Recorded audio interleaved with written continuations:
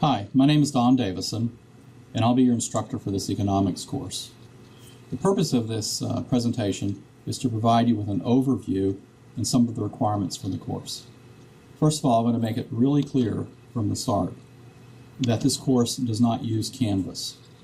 All of our work, including exams, homework, postings, correspondence with one another, everything will be done through MyEconLab.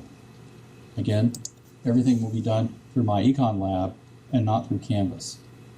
When you need to log in, where you'll log in is through www.myeconlab.com. The one part that this course will use Canvas for is for you to locate your course syllabus. And at the very bottom of the syllabus, on the last page, you will find the access code that will enable you to enter the course.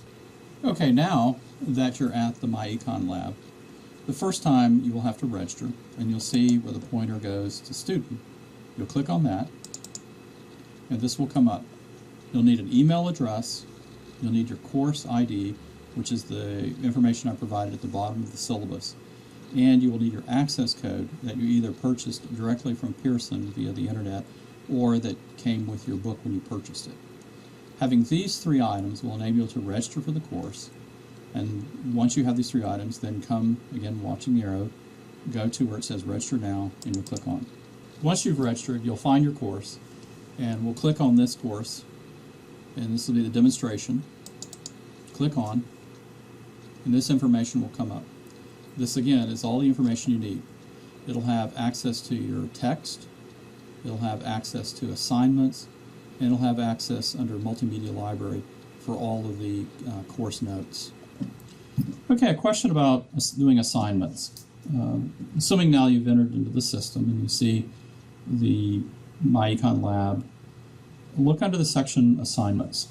Click on Assignments. It may take a minute for it to come up. Click on the assignments, and in particular, click on the one that's due, and your questions will come up, and then you'll answer. They take the form of multiple choice. There's typically 10 to 15 questions per chapter. You're allowed to work each one twice. And then you work the problem. You select what you think is the best answer. Say, for instance, in this particular one, we think that the best answer is B. Click on, and then work all the questions and then submit it. From time to time, you may have a question. You don't understand something. And if you don't understand a question, see the little icon with the guy holding the envelope or piece of paper? That's called Ask My Instructor. Just click on that and you can send me your questions.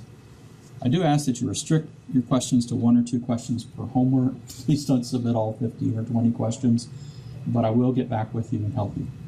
Again, my purpose in this is to help you do this course, and as much as I can help you to complete it, I will. Okay, next thing I'd like to show you is going to the Multimedia Library.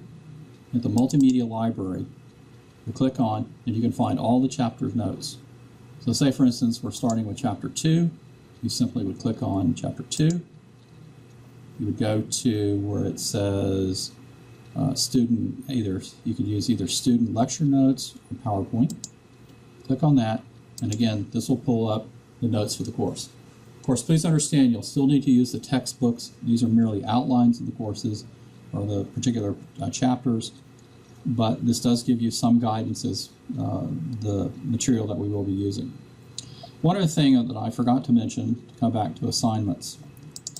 When you do your homework, all of your homework will be due on a Tuesday.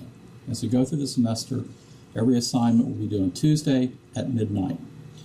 If you fail to do your homework by the Tuesday deadlines, and you'll see the dates on each one of the homework assignments, you can still do it, but that would be with a 20% penalty. So I strongly advise you to get your work in on time. You're allowed to work it twice. If you work it twice, it'll take the highest of the 2 grades. Once you've completed assignment, the computer will record your score. So in conclusion, let me say that again, we do not use Canvas. All this work will be done on MyEconLab. And please feel free to contact me as you need to. My telephone number and my email address is available on the syllabus. And feel free to contact me. Anytime I can help you, please let me do so. Probably the roughest part of this course will be kind of your first initial time in using MyEconLab, but I think you find once you get used to it, it's really user-friendly and a helpful text to use. Thanks, and I look forward to working with you.